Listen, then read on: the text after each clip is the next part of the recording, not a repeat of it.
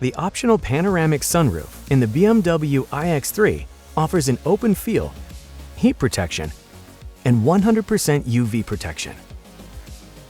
If you'd like to cover the panoramic roof, we offer the original BMW Accessory Sun Shade. Easy to install and perfectly fitted to your BMW iX3. Let's get it set up. Unfold the sunshade and check its orientation for a smooth installation in the vehicle. Once you're in the car, start with the middle of the shade and space the clips out evenly. Next, attach the center section to the headliner on both the left and right sides. Then, attach the rear the same way and finish with the front. That's it. And here is the difference with and without the BMW Accessory Sun Shade.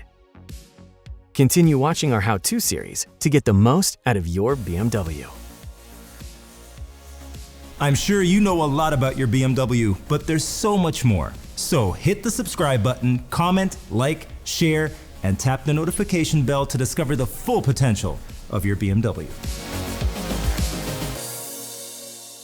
What are you waiting for?